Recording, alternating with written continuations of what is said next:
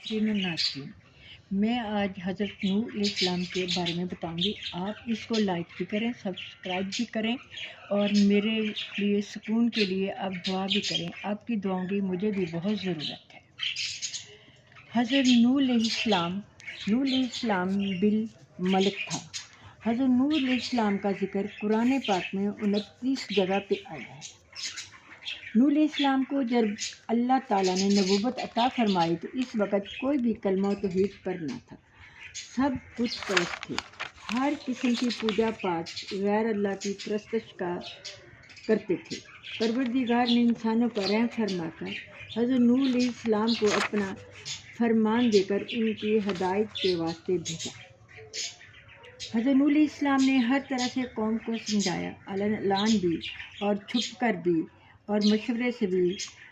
پروردگار عالم تمہارے تمام گناہ معاف فرما دے گا، لیکن کوئی بھی آپ کی طرف نہ آیا۔ پھر آپ نے ان کو بلایا اور پکار کر کہا، حضرت نوح علیہ السلام نے، اے میری قوم، تم خدا کی بندگی کرو، تمہارے مال میں بھی کثرت ہوگی، تمہاری اولاد میں بھی کثرت ہوگی، قحط سالی بھی ختم ہو جائے گی، ہمیشہ بارشیں برسیں گی، تمہارے باغات میں میوے بھی کثرت سے ہوں گے۔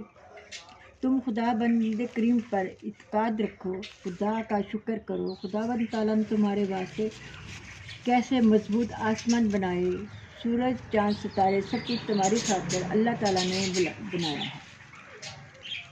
نوح علیہ السلام نے بڑی نرمی سے خدا کا پیغام لوگوں کو پہنچایا، لیکن لوگوں نے اس کو جھٹلایا، اس کی بات ماننے کو تیار نہ تھے۔ کئی برس لگ گئے اسی طرح کرتے ہوئے۔ جو آدمی ان بدبختوں کا موت کے قریب ہوتا تو پچھلوں کو وصیت کر جاتا کہ خبردار، نوح کی بات نہ ماننا، وہ اپنے باپ دادوں کا طریقہ نہ چھوڑنا، یہ بوڑھا دیوانہ ہو گیا ہے، ہماری عمریں گزر گئی، چھوٹے سے وعدوں سے ڈراتا ہے، اس کا کوئی وعدہ سچا نہیں ہے۔ کیونکہ دراز عمر 950 سال تبلیغ کی تھی انہوں نے۔ حضرت نوح کی حقارت کے ڈر پہ چھوٹے چھوٹے بچوں کو پیچھے بھیج دیتے، جو کہ آپ سے ہنسی مذاق کرتے اور اس قدر پتھر مارتے کہ آپ کے بدن اور چہرے سے خون بہنا لگ جاتا۔ حضرت نوح علیہ السلام کو اللہ تعالیٰ نے اس قدر حلیمی اور بردباری عطا فرمائی تھی کہ باوجود اتنی ظلم کے پھر بھی آپ یہی دعا کرتے، یا رب میری قوم کو بخش دے، یا مجھے نبی بنا کر آپ نے بھیجا ہے، وہ اتنی بے ادبی کرتے ہیں، وہ میری بے ادبی نہیں کرتے بلکہ وہ جاہل اور ناداں ہیں، اللہ تعالیٰ ان کو معاف کر دینا۔ پھر بھی قوم نے آپ کا کہنا نہ مانا۔ انہوں نے کہا، تیرے تابع داروں میں سے کوئی مالدار نظر تو نہیں آ رہا، بلکہ جو ہم میں ذلیل اور حقیر ہیں، ظاہر ہے وہ تیرے تابع دار ہیں، ہم نہیں تمہارے تابع دار بن سکتے۔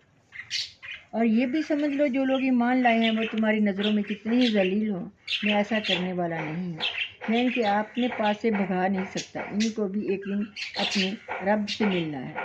میں تم کو کس طرح سمجھاؤں، تو تم جاہل قوم ہو، اور یہ میں بھی نہیں کہتا کہ میرے پاس خدا کے خزانے ہیں، نہ میں غیب جانتا ہوں اور نہ میں کہتا ہوں کہ میں فرشتہ ہوں۔ جن لوگوں کو تم حقیر جانتے ہو، تمہاری نظریں حقارت سے دیکھتی ہیں، ان کو اپنے پاس سے نہیں بھگا سکتا۔ میں ایسا کروں گا تو ظالموں میں سے ہو جاؤں گا۔ انہوں نے کہا، اگر تم اتنے سچے ہوتے ہم پہ عذاب لے آؤ۔ فرمایا نوح علیہ السلام نے، یہ تکرار سن کر، عذاب الہی میرے قبضہ میں نہیں ہے، وہ تو اس اللہ کے قبضہ میں ہے جس نے مجھے تمہاری طرف رسول بنا کر بھیجا ہے، وہ چاہے تو لے آئے، پھر تم کچھ نہیں کر سکو گے۔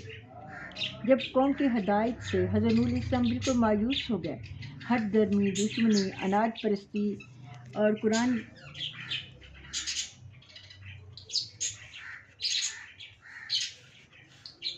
اور پھر نوح علیہ السلام نے کہا، قال انما یاتکم بہ اللہ ان شاء اللہ وما انتم بما مجرمین، کہا میں کچھ نہیں کر سکتا، جو کچھ بھی ہے اللہ کے ہاتھ میں ہے، وہی کرے گا۔ پھر قرآن مجید کے مطابق حضور نوح علیہ السلام نے 900 سال تبلیغ کی۔ پھر ارشاد باری تعالیٰ ہے، کافی لوگوں کی پہلے زمانے میں عمروں میں اور طاقت اور قد و قامت میں برکت تھی، اب جتنا زمانہ پیچھے آتا ہے اتنی ہی عمریں کم ہیں، طاقت اور قد و قامت بھی کم ہو جاتے ہیں۔ جب حضرت نوح علیہ السلام لوگوں کے اسلام لانے سے بالکل نا امید ہو گئے تو اپنے خدا سے فرمانا شروع کر دیا، عرض کی اے میرے رب میں اپنی قوم کو راہ دن سمجھاتا ہوں لیکن وہ میری نصیحت اور تبلیغ سے بھاگنے لگتے ہیں۔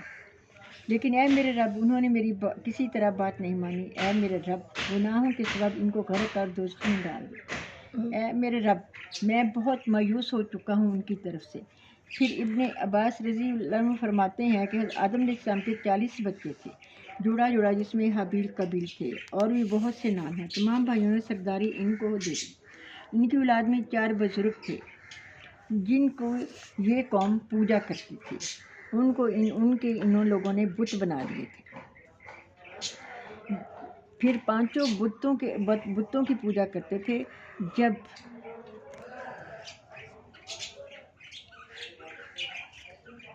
5 بت بنا لیے تھے پھر وہ ان کی پوجا کرتے تھے۔ انشاءاللہ اس کے بعد شام کو میں یہیں سے شروع کروں گی۔ اللہ حافظ۔